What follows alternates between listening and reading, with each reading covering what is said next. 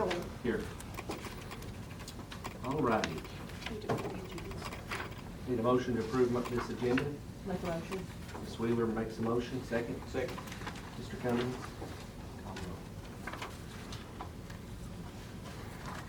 Cummins. Yes. Fields. Yes. Heatherly. Yes. Lester. Yes. Rodner. Yes. Wheeler. Yes. Hillen. Yes. Okay, we're going to start with item number, we're going to discuss HVAC first. Because all I'm really going to do, this is something that myself, Mr. Marlowe, and Mr. Stan Marlowe, we're on a schedule with Train to do so many schools a year, and it's coming up for two big ones, Caryville and La Follette. And then, will you pass that around? That's the schedule and the estimate as of 2020, but I've got an updated one too on that. Let's get this to the members. Okay. Basically, in a nutshell, Caryville Elementary and La Follette Elementary are due to be redone. All units are at the end of their life. And I'll be emailing Jens the turnkey proposal that they've got from Owen Vanderveer. It's totaling, what's that, about 4.5 million or 3.5? 3.5. $3.5 million to do Caryville, La Follette, and go ahead and go into the year 2027 and go ahead and include Valley View. And the reason, that's just thinking ahead, if you're going to borrow the money to do this project, why not go ahead and get all the way out to the end of the project? And it totals 3.5, and like I said, I have the turnkey proposals here printed out, some of them, but it was a lot more paper. But it's about 3.5 million, and Jeff's working on extending the debt service we currently have. He's just looking to extend it. So no new payment, just extending the one we're already paying and go ahead and get this project. But he's negotiating an interest rate. That's why I don't have that yet. He's going back and forth with banks to get us the best rate. So I'll get Jens emailed this turnkey proposal to go over. You can look at it. And then we'll have a building committee to move forward with approving the project or not. Now my question is, does anybody have a problem with going ahead and including Valley View in the proposal since it's a couple years out? I mean, myself, I think if you're gonna borrow, why not go ahead and include it, and then you don't have no HVAC issues, big ones until 2028 and beyond. You get them all included. Stan, you wanna add anything? Well, the biggest thing is, before I got here, the units definitely wasn't getting taken care of through the years, maintenance-wise. So everything that we're doing is gonna be 3 years behind, because the units has run their life, because they ain't been taken care of. It's like a car. If you don't change the oil in it, change the filters in it, then you're just adding to that unit, the life you take away from it. And then you're also replacing the board units, right? The controls? Yes, that gets them Talk up about that to just a little date. bit. That's, About that. well, the controls we got in a lot of the schools now is old. They was done back 10, 15 years ago. 15 years ago, I think it was 15, when we started this thing. Well, them units, the controls for them, just the 1517 board is $2,000. And you can't even find them. So now they've upgraded to this year, and we're gonna have to. Every one of these units that we put in will be controlled with the new type units like we got in Campbell County schools. Campbell County High School's got the new controls in it. So that's kind of what we're looking at. And then the life of these units will be what? The new ones? 20 years. So it's a 20-year investment. So it's kind of thinking okay on the including Valley View in the proposal. I mean, we can't vote on that tonight, but we can talk about it. I feel like that's proactive. This in Campbell County High School, will do the Yeah. same deal. In 2027, theirs is gonna be up. That 336,000. Yeah. Yeah. Fireworks not gonna be. Yeah, just No, Well, they just identified them three, Yeah. right? That's the ones that's due now, pretty much.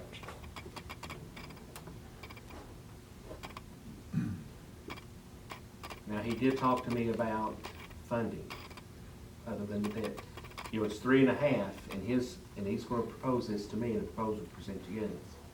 Out of the 3.5 million, he wants to pay down the existing debt service out of equity. Meaning that it's about 800 grand coming out of that undesignated fund balance to wipe that clean and then start with a new 10-year.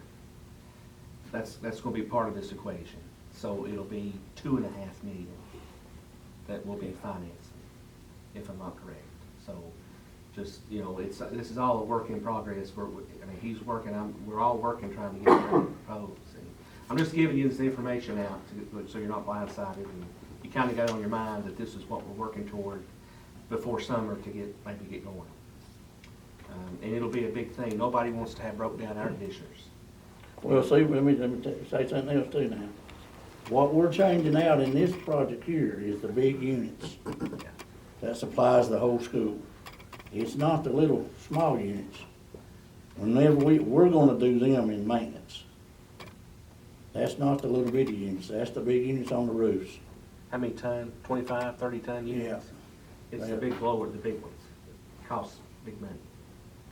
That's the biggest one.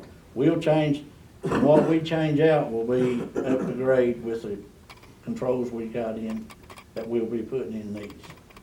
But we'll have to do that in maintenance. Yeah. And we can do that in maintenance. The smaller ones, cause a lot of, some of them at Carroll, we've done replaced. So they're good right now, some of them. But it's the ones that's bad, the big ones is what's bad. Anybody got any questions for Stan? He's here.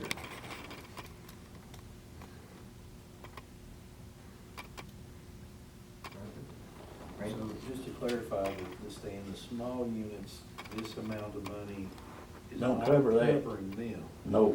So that's gonna be covered has to be covered separately. When they go out, what I'll do is when they go out, we'll put what we have to put back in through maintenance. That's what we'll do on here. And our recurring capital outlay is around 750? Richard? Currently, our capital The outlay recurring fund. one? It's about 750,000. Yes. So, you know, the ideal is knock this big stuff out, take care of it for 20 years. And then as the units drop, as they fall off the life, maintenance will take out and we can replace them as we go.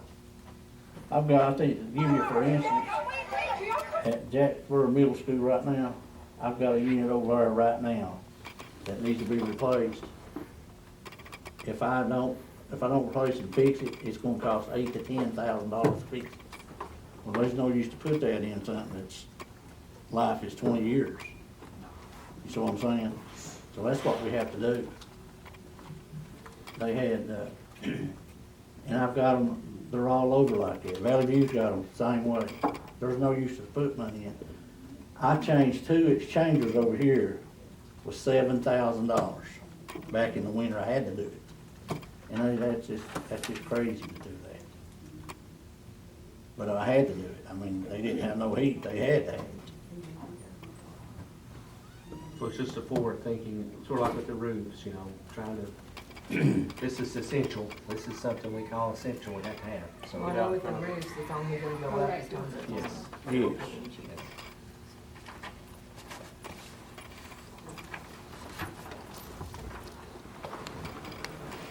Any more questions on that? We'll be having a building committee probably in a few weeks, just as soon as Jeff gets that interest rate locked down, then we'll have it to come propose and try to get that going before the summer months.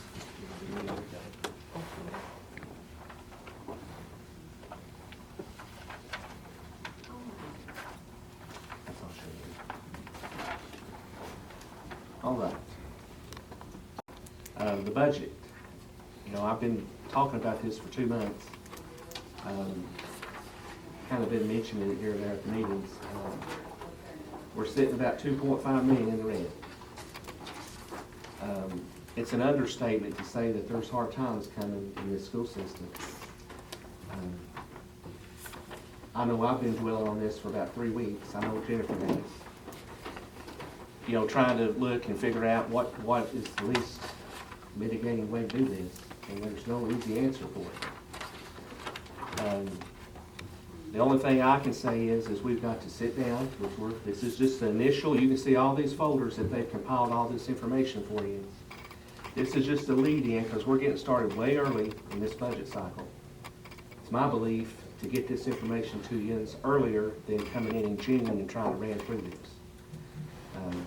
So that's the purpose of tonight, is to get you this information where you can dissect it, look at it, because we'll be having many more meetings in the future.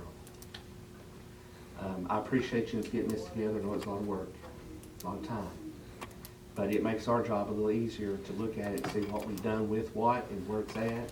And, you know, and try to help Yuns, because at the end of the day, we're the ones that approve the budget. Yuns will craft it, and then we can give our say on, you know, how we feel about it. It's better to do that on the front end than on the later. And plus, with this kind of scale, we want people to kind of know sooner rather than later what might be cut, okay? And so I'm gonna just, you know, it's 2.5 and there's various sections. I mean, we could go on this all night. Me and Jennifer's been privy to a lot more detail with finance. It seems like I dream about it now. I mean, I know every department, what they're making, what they're, what their savings are. Now, some departments, I'll have to mention food service.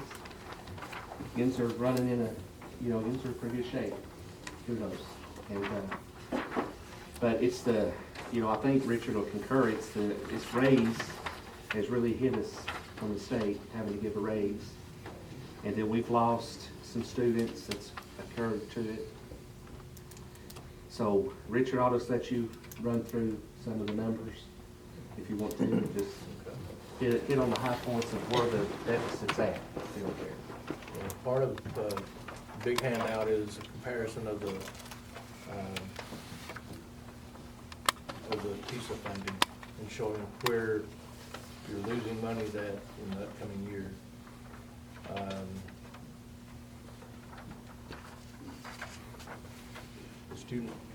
Student services without an 868 versus 4,811. So there's been a drop in the student ADM. So that's impacting the numbers. More so when you get into the economically disadvantaged, and the numbers on the right-hand side show you the change in the funding between the 2 years. So on the economically disadvantaged, losing $122,000.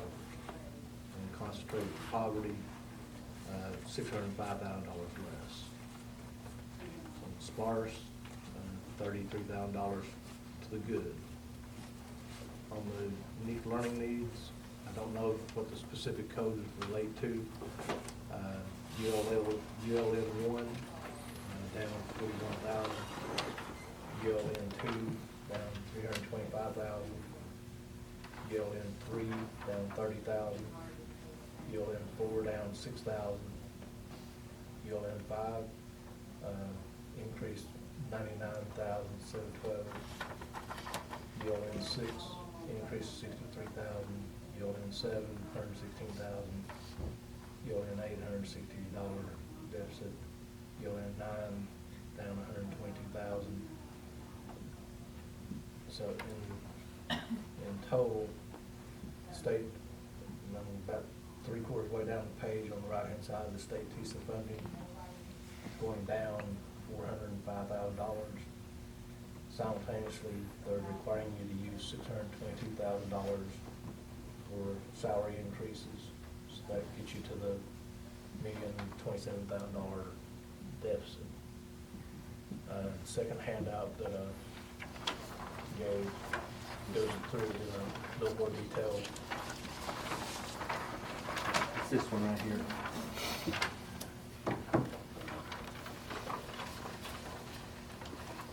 So we've got 405,000 TISA funding reduction based on the March estimate, and that's, I think we got the March estimate right. March. You've got an April? Okay. Yeah, I sent that to you, it increased a little. When, Okay, I'm working with a March estimate. okay. And it increased a little, $181,000. Because before it was $1.2 million Yeah, that's- just on the base funding. We're earning $5,000 in, based on the March estimate of TISA funding reduction due to these different variables. You have a raise called personnel wages increasing $1,209,000. Social Security increasing $75,000. State retirement with the transitioning to the hybrid plan, which is at a 9% rate instead of the 6.63 or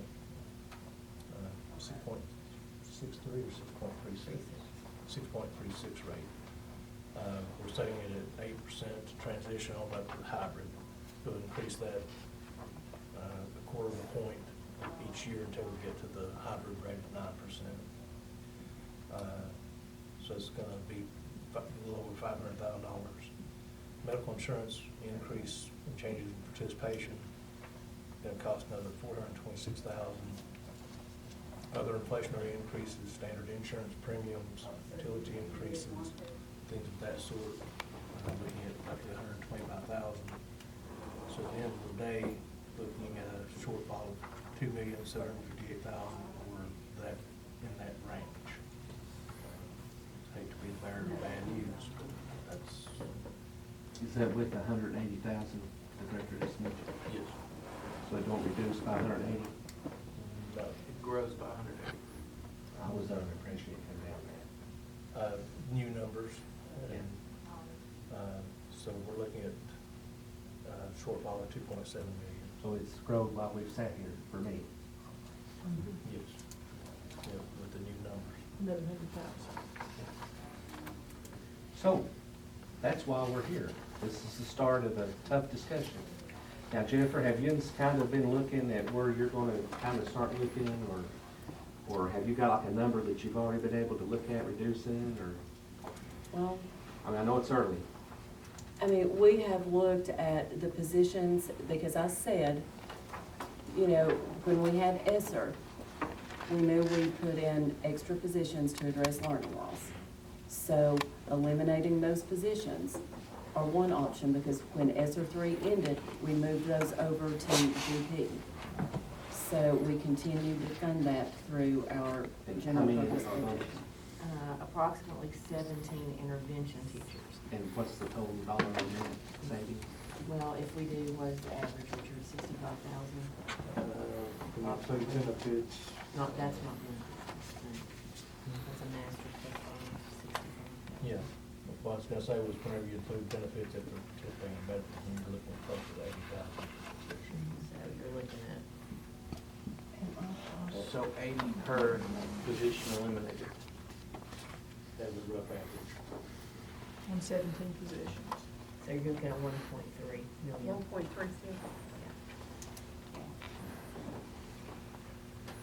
So I've cut you 1.3. Jeffrey, I'm ready to go to the house. Okay, another, we looked at, in your green folder, that was some of the information that I think Crystal had requested. It is district enrollment. It is what each school is required to have. We, again, during ESSER, we gave several schools that had part-time librarians, part-time counselors, part-time nurses, and part-time PE teachers. We made those full-time positions. So those are, again, positions that can return back to part-time. So you can see, based on every school in the district, we have how it is how it is staffed.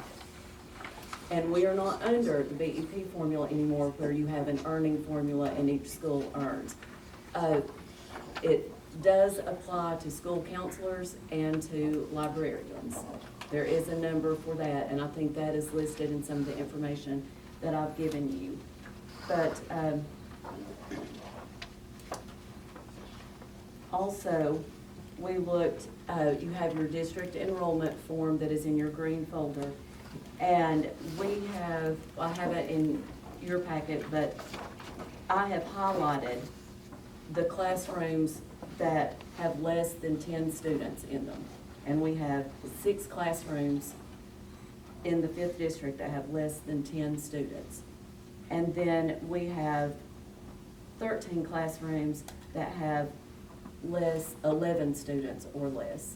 So the board can vote to do split classrooms and combine those classes, and it would still be under the required enrollment for that class, for that grade level. Educate me on a teaching principle. A teaching principal, in all reality, that is going to be difficult to do because discipline issues arise during the instructional time of the day. You can't really set a time limit on, or a time frame on when Did problems we occur. used to do that in the past? Yes, we did, but that was also before we increased mental health services, nurse Number of evaluations. services, the number of evaluations principals have to do outside the building or outside the classroom. And again, that was under the BEP formula where you had to have at least 100 students enrolled to Right. justify funding for that position. So what about, is academic coaches under your umbrella? Academic coaches, I pay as many as I can in Title II, and that's more than half right now. But I have no allocations for next year yet. They have not dropped those in, so I don't know if I'm getting more or less. I don't So know. was the academic coaches created under ESSER? No, We did we not. had those We had them before, before that. but we did put some at ESSER at that time in order to save money. Right. Because what I'm getting at is what is the essential need to educate the student? You know, of course, the teacher. You know, you gotta have the teacher, then you gotta have the cook, you gotta have the janitor, the principal. All the other that's where I'm trying to focus on how, a budget that shows what we have to have and everything that we'd love to have. And then try to see if we can mitigate in the middle and not have a deficit. I don't know that we can do that, but that's what we're starting to try to get to with this conversation. Can I go back and Yeah. address something that that Richard read over? Yeah. The ULNs. Yeah, that in- one specifically, Okay, those are unique learner needs, and the majority of those fall under special ed. And for each additional service that you provide a student, that generates additional funding to supply the needs of those students. And a ULN 1 is a student who is under consultation, where someone just comes in to meet with them once or twice a week. Charlotte, correct me if I misinterpret any of these. A ULN 2 is a student who receives 4 hours of service through special ed per week. Then the 3 is 9 hours, 4 is 14 hours, 5 is 23 hours. Each one of those unique learner needs is in the special education department, and that changes based on the student's IEP. If, it's a two-edged sword, you want your students to make progress, but if you do, you're penalized by reduced funding what is for that student. ULN 9? ULN 9, what did I say? I'll tell you. Residential services, if we have a student in residential, and then ULN 10 is if we have one hospitalized or homebound. If it's for an extended period of time, we provide services for those students as well. Does anybody know why the concentrated poverty went? Yes. so- I just found out about that when Senator Yeager had invited people to a meeting in his office, and he had members of the Department of Education, and Sam Piercy, who is the Director of Operations, was in attendance at that meeting. Every district has suffered a loss in economic or concentrated poverty, to the point that they have held harmless at 70% for districts. But we're still suffering a loss, and they say the reason that that is occurring is because the SNAP and TANF numbers, through signing up for food stamps or supplemental services, and Jamie, correct me if I'm wrong about this, because it affects her department as well, our numbers have to correlate, and Sarah, you can jump in too. But a lot of those services were automatic rollovers during COVID. So parents were not going out and signing up for them. They were automatically rolling over. So that has penalized us in a decrease in funding. And that's why Elk Valley dropped off the list, because they went down in poverty by less than a point. And Jacksboro Elementary and Carroll Elementary are close. And isn't that where a lot of people from out of town, out of state are moving in? And it's causing the income level in that area to Yes, rise? because they are not having to sign up for any assistance, yes. So back to you've identified 1.3 million in intervention. You can see how bad we cut out, what, 18 positions? 17, and we're still not looking good. We did add one PE that we kept, where we had, and when you look through your nightly reading of all the ESSER stuff, and it gives you narratives in there. The one PE, it was a traveling PE, I think, from the district, from the smaller schools. And we were able to give them one, which, it's always nice to have more. They can do with their numbers and share like they did before, so that would add one more position if we did the PE that way. How much money do you have going to the academic coaches? They just get a regular salary, teacher's salary, they do not get. Is that earmarked for that? Can we not renew that and use that money in a different manner? Well, what I pay for is federal, that doesn't affect GP anyway. That's the Title II. Yeah, that's the Title II. So you're looking at the TISA minus federal, minus just above and beyond, and it doesn't, you can't switch out.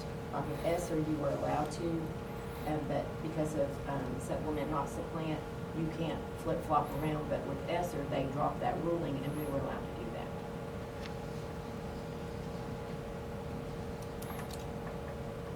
One area I'll mention, and again, it's not pleasant for me to talk about cuts. I won't confirm, it's just every avenue I've looked at. Hamilton County High School assistant principal position. In the past, there were more students with less principals. Is that a fact? Yes, How many do we have there? One principal and 4 assistants? Is that how many we have up there? yes, right now? we do. And the enrollment's what now? 1,100, right at 1,100? Look on that, what is on the,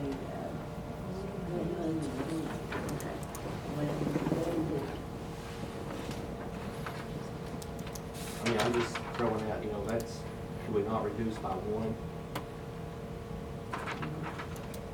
An avenue. I gave a handout of central office umbrella. There's 30 employees under this umbrella budget. It's $2 million. $2,080,000 in salary. Now, I don't know what was in the history of this office, don't know. But, when your budget's 55 million, $2 million of it's out of one line, that's, have you looked at that any at all? yes. And I will say, for instance, and I also have handouts that Crystal had requested for positions that were added. So I'll say, for instance, when I came, we combined CTE, transportation, and maintenance. So we have combined several positions. But with some of the added positions, it has been with the new requirements, with the increase in our special ed numbers. We've had to have more psychologists to go out and do testing. We've had safety has increased. I know that's another thing. We combined those positions. Melissa Davis is not only over pre-K, but she is over pre-K, safety, after school. So we have, every time I've added a position, I've combined a position somewhere. And then we did add the attendance position because that became one of our funding sources. So we needed to make sure we had someone there to hold that with fidelity and make sure that we were receiving our maximum amount of funding for that area. So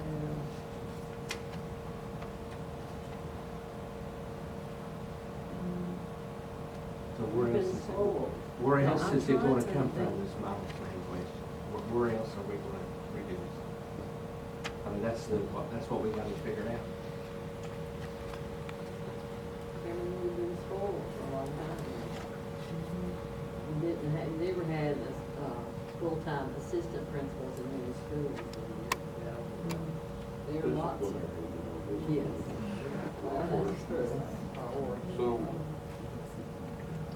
Well, between the discipline and the extra evaluations, that They won't have to work. They'll still hold you to doing, or they still hold you Yes. to doing all this.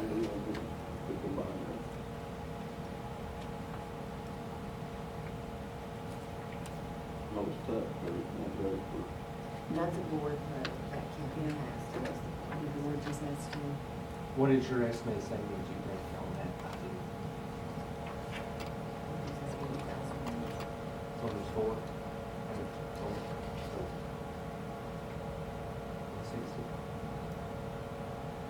Still a long shot away.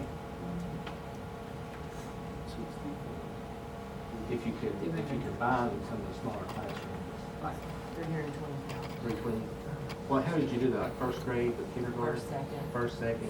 We third, did this fourth? years and years ago, and I know I'm old, but when I first came back here to teach, and I was in Stinking Creek, I taught a third grade class for quite a while because I had small numbers. And then the next year, I taught a third, fourth grade class. And what we now call learning centers, I just group to my kids. Because standards are similar. And I wasn't the only one everybody was doing it. And it wasn't the only school, all the small schools did that at that time. But that's many years ago. Zach was 2, if that tells you anything. How many teachers did you say?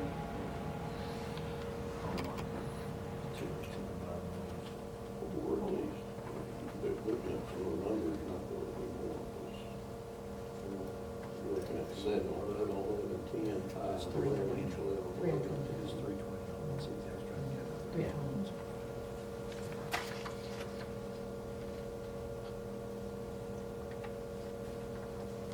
We're now 1.6, 108.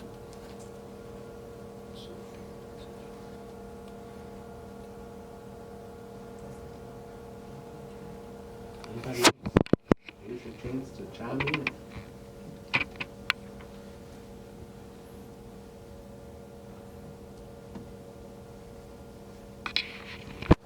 We're required SRO to have, we're not really required to have one in every school.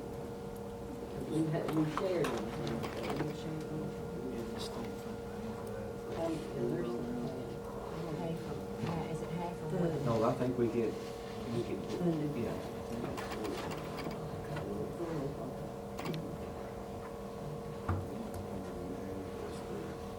Nurses, did that, but there was Our program, last year. we have that are nice, but not central. well, we have our after-school program, we receive funding for that. We have tutoring that's required by the state, we do that. We do have the sub bonuses that we continue. Yeah, we had that discussion, you know, It's hard to give 60,000. up, but But it's making, you know, it's a give and take that's making people work because of the bonus, and you've got a shortage of subs. So do you sacrifice that and then go down a rabbit hole of not having nobody to come in and sub? Is it worth it, you know? it's hard to take it away. Yeah.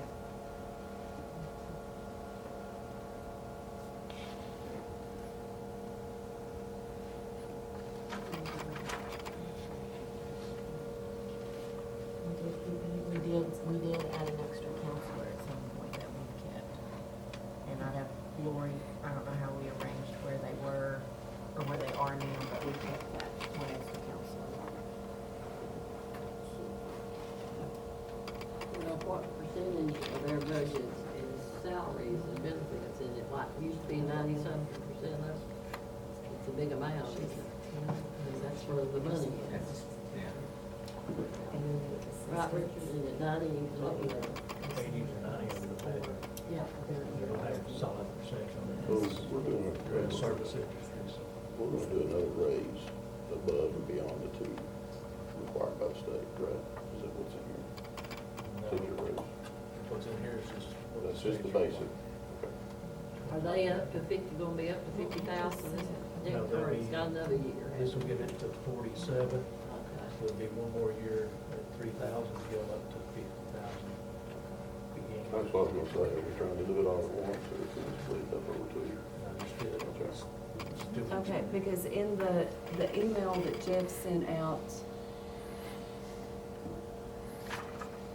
or you sent it to me, on the 7th of March, it said our TISA funding reduction, minimum required increase in educators' salaries was $622,000.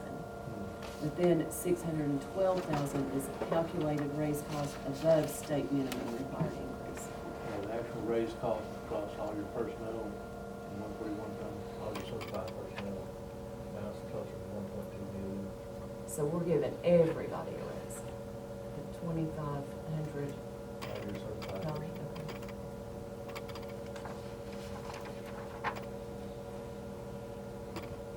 That's the way it's been done previously.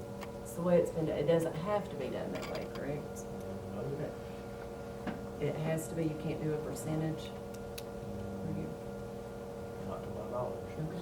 State's increasing the base wage level by 2,500. But the salary schedules that you have in place, people will receive 2,500 increase. So your supervisory position will receive a little bit more based on employment. 2,500. So we're giving the raise to everybody even over 50K. Everybody's getting. And Is that required? That's the way it has been done in the past. Are some other systems not doing that? Was you telling me that? That some aren't doing that? Some are not doing it, they do it different ways, and I know there are some school systems who are not giving any of the raise. This year, they're going to wait until next year, for whatever reason, and they're doing it all next year. My understanding is that we have a choice that we have to opt into, or back to the formula, what was just recently passed, teachers are going to get a raise based on that. Correct? Yes. That's aside from that. That's, mhm. $1,500 is it $2,500? or 2,500? 25, it's to get the state minimum salary of a teacher to 50K. That's the governor, remember, he had that mandate. There's an additional raise. Yeah, that carries they hung over teachers, right? That's the voucher, No. that's That's totally separate vouchers. than this. That is a one-time, That's a that will not one-time. unbalance. Oh, But it's a one-time, it's gonna come out of fund balance, and it's gonna be replaced. It's going to by come, if we state. agree to do a resolution, the state's going to pay for it. Well, there's no way I'm not gonna agree to, Exactly. for the teachers to get the money. I'm Right. gonna agree to that. But that's $1,500, or 25, or, excuse me. Lose Two thousand. I'm getting confused. 2,000 one time. 2,000 one time. So if we were to forego this in 1 year, Do we have that option? And what's the expense then difference? they would get the $2,000 that would be paid. Obviously, that's just kicking the can. But I'm just throwing options out there. That's one thing that we were talking about. It buys you time. We were looking at, it's buying a minute. It's just a thought. You're with facing this again next year. It will be Yeah, facing you'll be again next facing year. it again next year. What is that cost to put them at that salary schedule overall for our system? I just have the number. We'll have to address that when we come back. You'll have to get that for us. But that's again, this is about options, folks. If you got something on your mind, you need to say it, because they're gonna have to start doing some writing and chopping, and this is the first time this board has ever engaged this early on a budget since I've been around. And, that's the purpose of it. I want everybody to have a say. You represent your district, you represent your schools, here it is. Now, I've got a question, if you'd like, we don't hear. It would be 5,000 Be next year, 5,000, wouldn't it? right? I don't know that you have an option to do the raise, because you're required to No. use $622,000 of the new TISA funds. To go for toward something that. specific, Okay, so that's not even an option. not to my knowledge.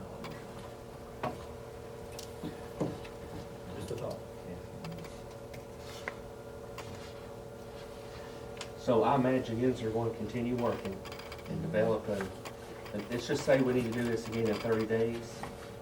30 days. And maybe you can have it drafted, like to show where you cut and how much we're at. We're hoping to get, well, my budget in Charlotte's between now and then, hopefully. I mean, it's due, my budget's May due May 1st. Isn't your department in, I mean, it's in limbo anyway, It's on a- a national Oh, scale. no, it's not. The money will still come, and we just Right, but we'll it'll cut be- out some paperwork. Right. hopefully, but, But that's a big thing, because with this raise, with my budget and with Charlotte's raise, the teachers are still gonna get the raise. And if our budget goes down because of enrollment or whatever the formula We gotta, shows, the general has to then make it. we can't employ everybody we employ. And with special ed, we have to make sure we're meeting their maintenance of Right. physical effort. So, but we have, that's unknown. That's Yeah. unknown, so we're hoping for this. You won't know that till May. Well, no, the budget's Yeah, to be done due. and turned in. May We will first. know that when they decide to give it to us, Oh, okay. which, Might be the last week of April, and the budget's due May 1st. hopefully not, but they're projecting the middle of April, to give it to us, it's the last of it. Anybody got anything else? Director, do you have any recommendations as to where these cuts should come? Do I have any recommendations? Yes, ma'am.